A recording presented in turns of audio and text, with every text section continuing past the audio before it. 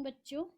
आज हम षष्ठः पाठः भ्रांतो बालः इसके प्रश्न उत्तर पढ़ेंगे।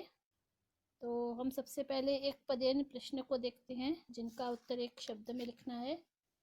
एक पद में कः तंद्रालुः भवति। कः कौन, कौन तंद्रालु है, कौन आलसी है। इस पाठ में हमने पढ़ा था बालः, है ना। भ्रांतो बालः तंद्रालुः भवति, तो इसका उत्तर एक पद में होगा बालः। बालकः कुत्र व्रजन्तं मधुकरम अपश्यत। बालक कहाँ जाते हुए भौरे को अपश्यत देख रहा था। तो कहाँ जा रहा था? पुष्पोद्यानम, जो मधुकर था वो पुष्पोद्यानम में व्रजंतम, जो बालक था वो पुष्पोद्यान में जा रहा था, वहां उसको रास्ते में एक मधुकर दिखा पुष्पोद्यान में। तो यहाँ उसका उत्तर होगा पुष्पोद्यानम। के मधु संग्रह व्यग्राः अभवन। मधु के संग्रह में कौन व्यग्र थे, कौन मधु के संग्रह में लगे हुए थे? हौरे मधुकराः, मधु संग्रह व्यग्राः अभवन। फिर है चटकः कया तृणशलाकादिकम् आददाति। चटकः जो चिड़िया थी, चिड़ा बोलते हैं। चटकः पुल्लिंग में है, चटका का पुल्लिंग है चटकः, चटकः और चटका, ठीक है। तो चटकः पुल्लिंग शब्द है। चटकः जो चिड़ा था, चिड़िया का पुल्लिंग, वह कया किसके द्वारा? तृणशलाकादिकम आददाति, किसके द्वारा? तिनके आदि, जो शलाका आदि थे, सूखे तिनके आदि, वो किसके द्वारा ला रहा था? किससे पकड़ कर ला रहा था? अपनी चोंच से। तो इसका उत्तर होगा चंचवा। चंचवा तृणशलाकादिकम आददाति।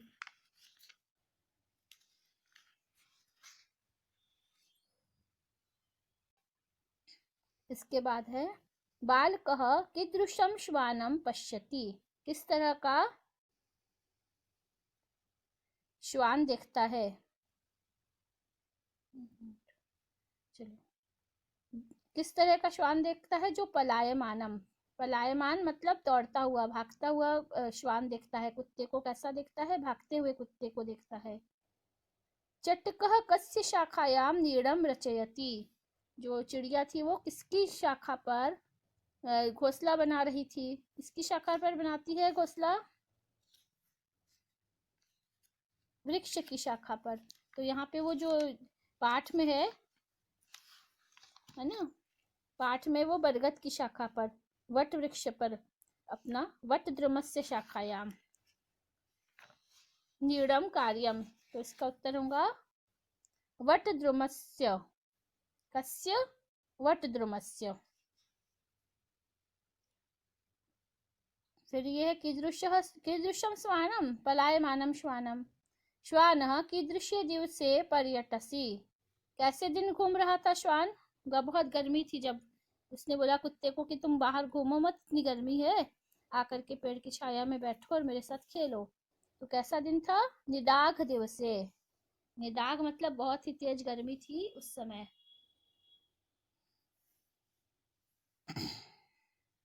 बालः कदा क्रीडितुम अगच्छत। किस समय खेलने गया था?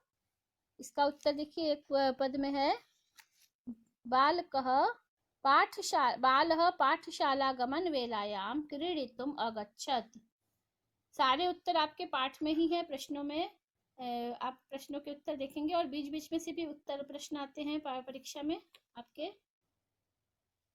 तो जरूरी नहीं कि आपके जो पीछे एक पदेन और एक वाक्यांश जितने लिखे हैं उसके अतिरिक्त तो कोई प्रश्न नहीं आएंगे। तो आपके परीक्षा के तैयारी के हिसाब से आपको बीच के प्रश्न भी पाठ को अच्छी तरह से समझना है। कहीं से भी कोई प्रश्न आएगा तो आप कर सकते हैं।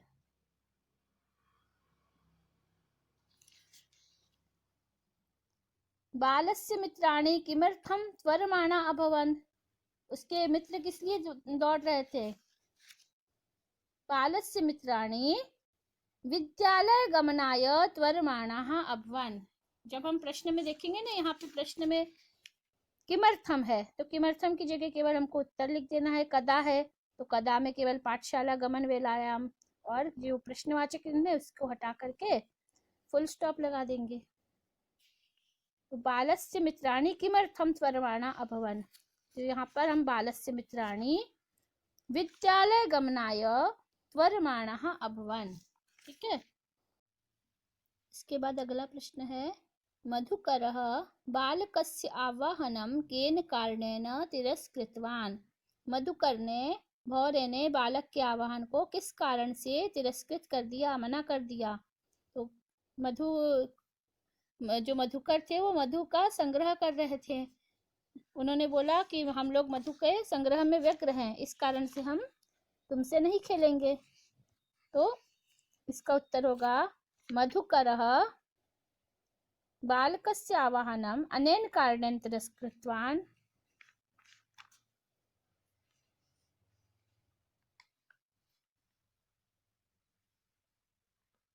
मधु संग्रह व्यग्रः आसीत्। मधुकरः मधु संग्रह व्यग्रः आसीत्, अतः सः बालकस्य आवाहनं तिरस्कृतवान्। मधुकर मधु के संग्रह में व्यग्र था, लीन था, इस कारण से उसने बालक के आवाहन को तिरस्कृत कर दिया, मना कर दिया। बालकः कीदृशं चटकम् अपश्यत्। बालक ने किस प्रकार के चटकम, किस प्रकार के चिड़िया को देखा। चिड़िया क्या कर रही थी, कैसी चिड़िया थी, जो चीड़ा था वो कैसा था।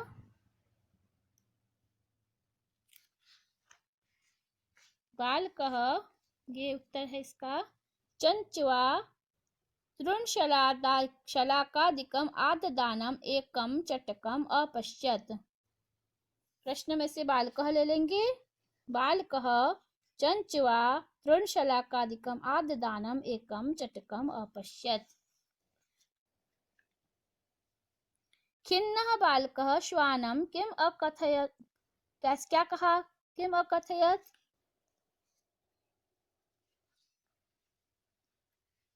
खिन्नः बालः श्वानम् अकथयत्, रे मानुषाणां मित्र किं पर्यटसि अस्मिन् निदाग दिवसे। इस गर्मी में कहाँ घूम रहे हो, क्यों घूम रहे हो। इदं प्रच्छाय शीतलम तरुमूलम आश्रयस्व। ये शीतल तरु के मूल में आओ, तरु के पेड़ के नीचे आकर के बैठो। अहम अपि क्रीड़ा सहायम त्वाम एव अनुरूपम पश्यामि इति, और मैं भी तुमको अपने अनुरूप खेल का सहायक देख रहा हूँ, ये बोला। ये से रे मानुषाणाम से लेके पश्यामि इति तक, ये होगा इसका उत्तर। ठीक है।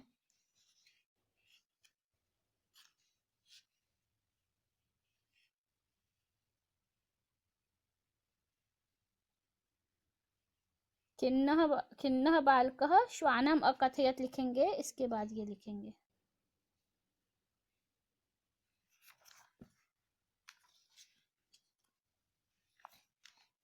भग्न मनोरथ बालः किम अचिंतयत। जिसका मनोरथ टूट गया था, ऐसे बालक ने क्या सोचा। यह है भग्न मनोरथ बालः अचिंतयत। क्या सोच रहा था भग्न मनोरथ बालक,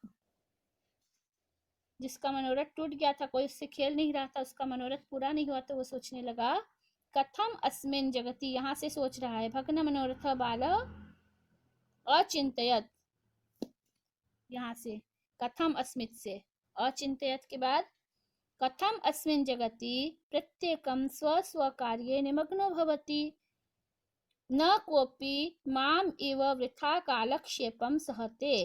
नमः एतेभ्यः यैः मे तन्द्रालुतायां कुत्सा समापादिता, अथ स्वोचितम् अहम अपि करोमि। यहाँ तक है, करोमि तक। कथम अस्मिन से लेकर के अहम अपि करोमि। भग्न मनोरथ बालः अचिंतयत, यत से कथम अस्मिन से करोमि तक, पूरा उत्तर है इतना लंबा।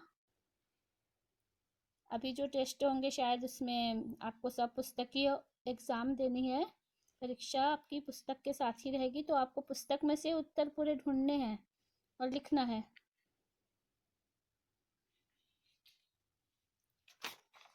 अब अतिरिक्त प्रश्न भी बहुत से आते हैं जो आपके इसमें पुस्तक में नहीं है, जैसे कह विद्या व्यसनी अभवत, तो बाल कह होगा, स नहीं लिखेंगे, बाल कह।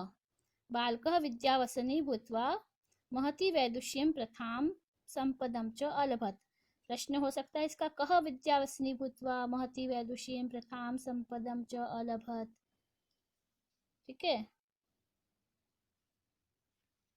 बालकम त्वरितम कुत्र अगच्छत भग्नमनोर्थ बालकः त्वरितम कुत्र अगच्छत भग्नमनोर्थ बालकः त्वरितम पाठशालाम अगच्छत। ये आपकी पुस्तक में प्रश्न नहीं है, एक्स्ट्रा प्रश्न है ये, जो पाठ में से हो सकते हैं।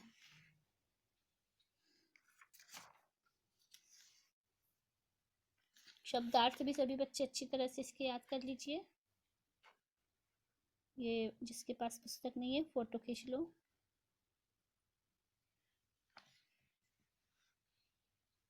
वीडियो में से फोटो खींच लेना, उसको याद कर लेना।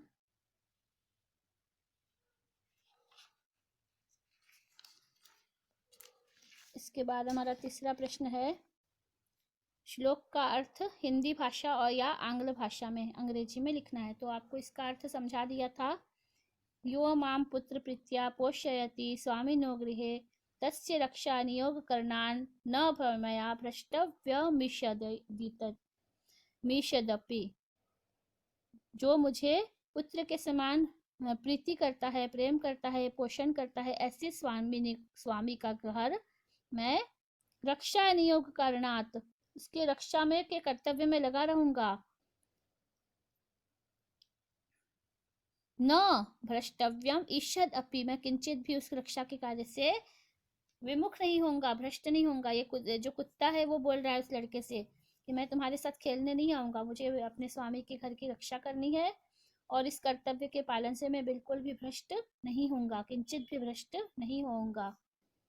फिर इस कथा का सारांश लिखना है आपको हिंदी में या आंग्ल भाषा में। ठीक है, तो आप इसका सारांश लिख लीजिए कहानी का अपने शब्दों में।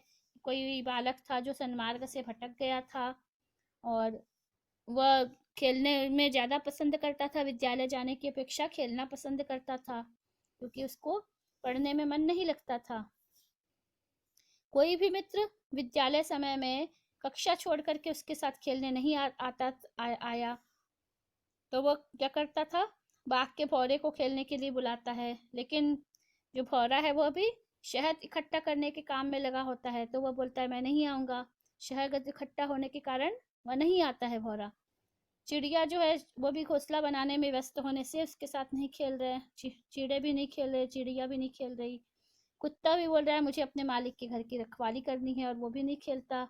सबके मना कर देने पर वह समझ जाता है कि उसे भी काम करना चाहिए, उसका वो जो समय व्यर्थ कर रहा है वो नहीं करना चाहिए, समय व्यर्थ गंवाना अच्छी बात नहीं है। इसके बाद वह बालक भी पढ़ने लग जाता है। तो इसको अपने शब्दों में आप सारांश को लिख लीजिए। सारांश छोटा सा लिखना है, पूरी कहानी का अनुवाद नहीं करना है। 5 या 6 वाक्यों में आप इसको लिख लीजिए। अब ये जो प्रश्न उत्तर हैं इसको मैंने लिख लिया है, इसको आप देख लीजिए एक बार प्रश्नों को। एक वाक्यन और एक पदेन और एक्स्ट्रा भी है इसमें कुछ।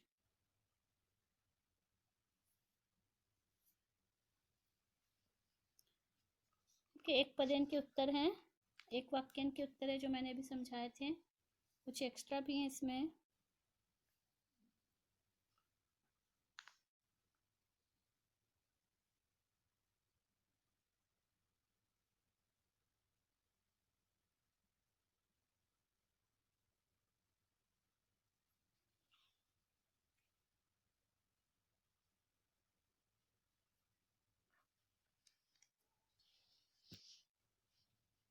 ये सारांश लिखा है, इसको आप देख लीजिए।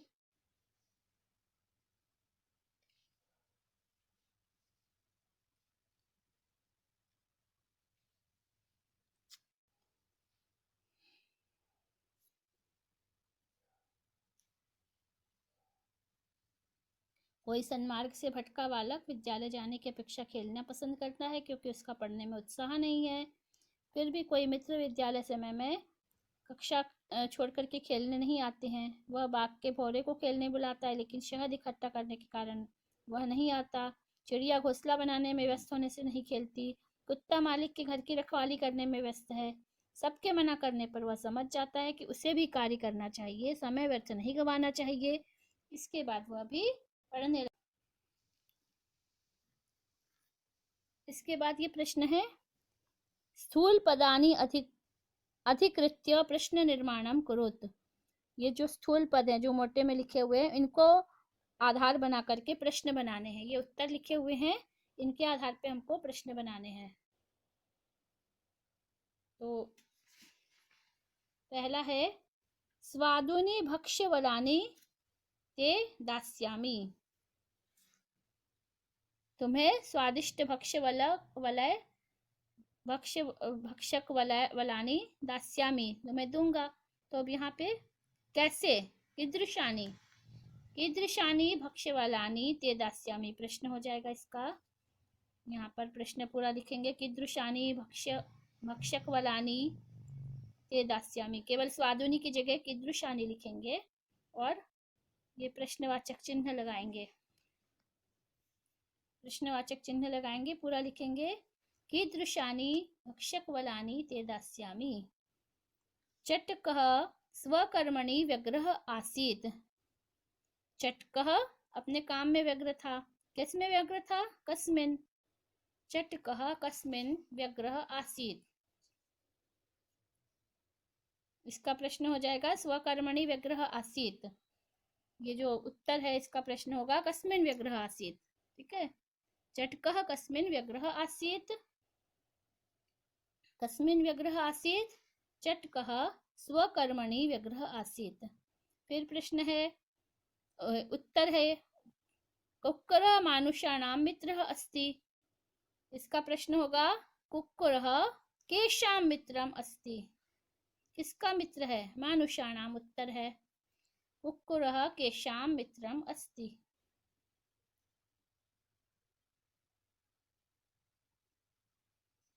स महतीं वैदुषीं लब्धवान्।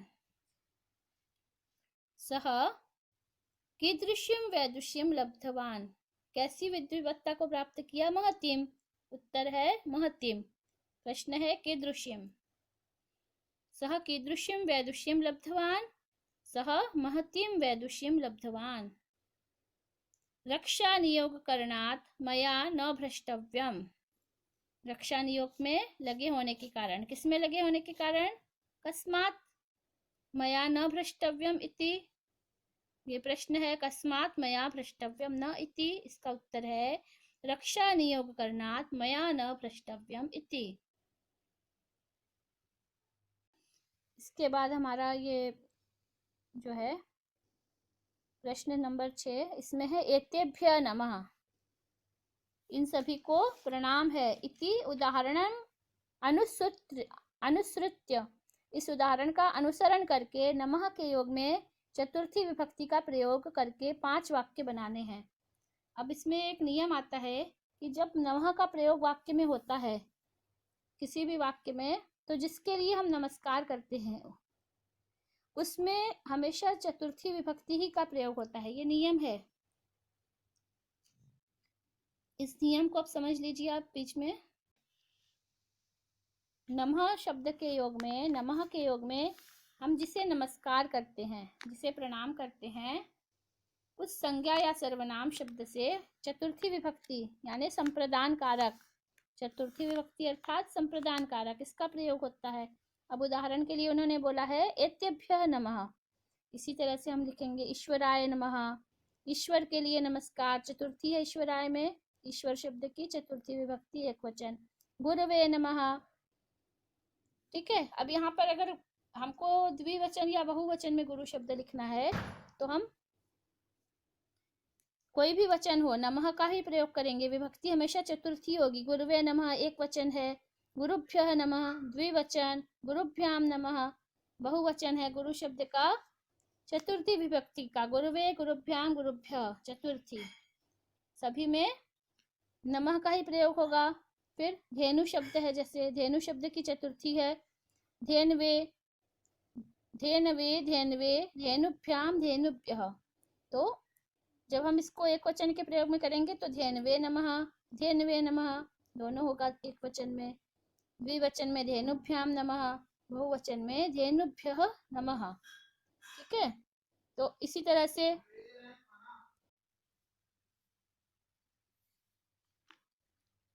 से हम देखेंगे नद्यै नमः,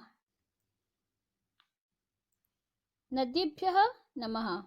एक वचन बहुवचन कुछ भी होने पर भी नमः में अंतर नहीं हो रहा है।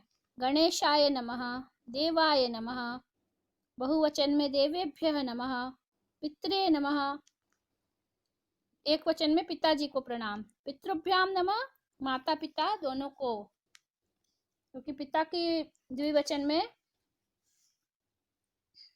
माता पिता हो जाएगा। पितृभ्य नमः, सभी पितृतुल्य लोगों को प्रणाम। मात्रे नमः, माँ को नमस्कार। मातृभ्य नमः, सभी माताओं को, मातृतुल्य जितनी हैं सभी को नमस्कार। मातृदेव्यै नमः, पितृदेवाय नमः। यहाँ देव्यै हो जाएगा क्योंकि यहाँ पे स्त्रीलिंग है और यहाँ देवाय पुल्लिंग। यहाँ देवी शब्द का और यहाँ देवता शब्द का, देव शब्द का। इसके बाद आपका 7वां प्रश्न है, स्तंभ क और ख, एक में आपका समस्त पद है और एक में ख में विग्रह है इसका समास का। तो हमको जो सही है इसका, जैसे दृष्टि प्रथम का दृष्टे है पंथा, पुस्तक दासः पुस्तकानां दासः, विद्यावसनी विद्यायाः वसनी, पुष्पोद्यानम पुष्पाणाम उद्यानम। यहाँ देखेंगे सभी ये तत्पुरुष समास हैं। ठीक है, तो आप इसको तत्पुरुष समास को समझ लीजिए। जो ये तत्पुरुष समास होता है इसमें उत्तर पद प्रधान होता है। उत्तर पद माने जैसे प्रथम है, दासः है, व्यसनी है, उद्यान है, ये प्रधान है। और समास का जो अर्थ होता है वह द्वितीया से सप्तमी विभक्ति तक होता है। इसमें सारे जो है ना, दृष्टे है पंथः, पुस्तकानां दासः, विद्यायाः व्यसनी, पुष्पाणाम उद्यानम, सभी में क्या है, षष्ठी तत्पुरुष समास है, षष्ठी विभक्ति का प्रयोग है। तो ये षष्ठी तत्पुरुष समास का उदाहरण है। इसमें जो समास बनता है विग्रह के बाद, तो इसकी जो विभक्ति है इसका लोप करके समास बना देते हैं, समस्त शब्द। इसके बाद आपका अगला प्रश्न है, विशेषण और विशेष्य पाठ के लिखना है। बालक शब्द जो है विशेष्य है, इसका विशेषण है खिन्नः। श्वानम विशेष्य, पलायमानम विशेषण। बालकः विशेष्य है, प्रीतः विशेषण है। भक्ष्यवलानि विशेष्य है, स्वादुनि विशेषण है। वयस्यः विशेष्य और त्वरमाणा विशेषण। अब आपको विशेषण और विशेष्य में क्या अंतर है ये समझ में आ जाएगा।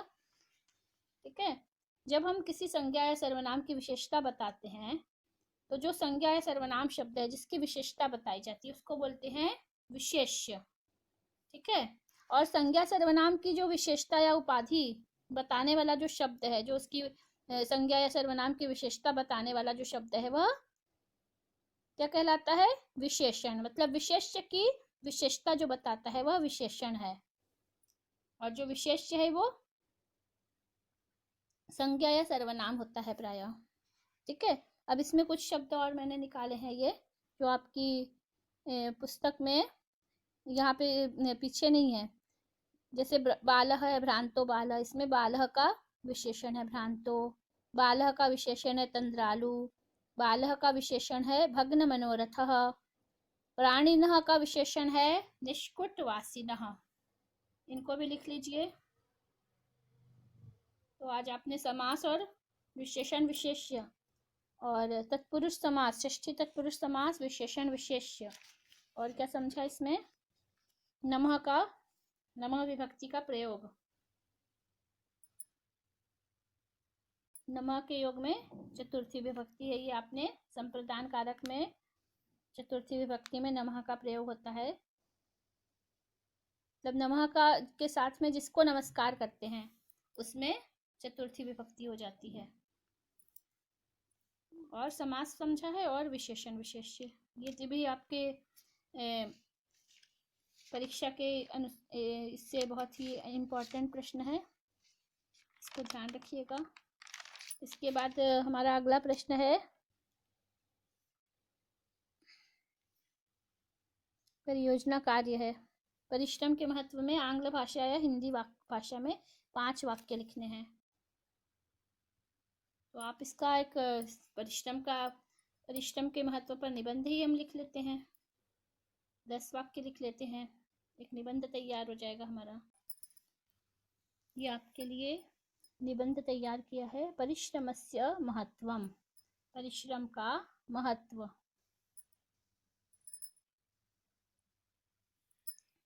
जीवने परिश्रमस्य अतीव महत्वं वर्तते, जीवन में परिश्रम का अत्यधिक महत्व है। न केवलं मानवः अपितु प्रकृति अपि स्वकार्ये संलग्ना भवति, न केवल मनुष्य अपितु प्रकृति भी अपने अपने काम में लगी रहती है। परिश्रमेण विना जीवनम निरर्थकम भवति, परिश्रम के बिना जीवन व्यर्थ है। परिश्रमहीनः जनः सदैव दुःखं प्राप्नोति, परिश्रम से हीन व्यक्ति हमेशा दुख को प्राप्त करता है। सर्वे जनाः परिश्रमेण एव उन्नतिं प्राप्नुवन्ति, सभी लोग परिश्रम से ही उन्नति को प्राप्त करते हैं। सर्वेषु क्षेत्रेषु परिश्रमः आवश्यकः, सभी क्षेत्रों में परिश्रम आवश्यक है। परिश्रमेण एव धनं स्वास्थ्यं प्रतिष्ठां च लभते, परिश्रम से ही धन, अच्छा स्वास्थ्य और प्रतिष्ठा प्राप्त होती है। छात्रः अपि परिश्रमेण एव सकल जीवने साफल्यम अधिगम्यते, छात्र भी परिश्रम से ही संपूर्ण जीवन में सफलता को प्राप्त करते हैं। छात्र भी परिश्रम से ही अपने जीवन में सफलता को प्राप्त करते हैं।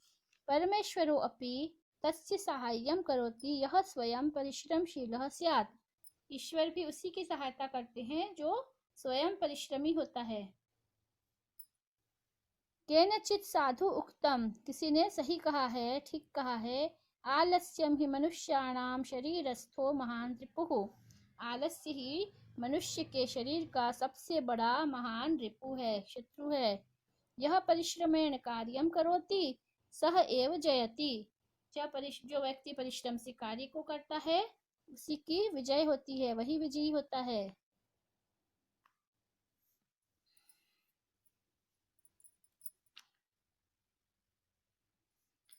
सत्यम आह, सत्य ही कहा गया है। उद्यमेन ही सिद्ध्यन्ते कार्याणि न मनोरथैः, नहि सुप्तस्य सिंहस्य प्रविशन्ति मुखे मृगाः, परिश्रम से ही मनुष्य के कार्य सिद्ध होते हैं, केवल इच्छा करने से मनुष्य के कार्य सिद्ध नहीं होते हैं। सुप्तस्य सिंहस्य मुखे, सोए हुए शेर के मुंह में मृग मतलब शिकार, हिरण आदि प्रवेश नहीं करते हैं। जब वह शिकार करेगा तभी उसको मिलेगा। इसी तरह से जो व्यक्ति परिश्रम करेगा उसी से उसके कार्य सफल होते हैं। तो आप इस निबंध को तैयार कर लीजिए अच्छी तरह से।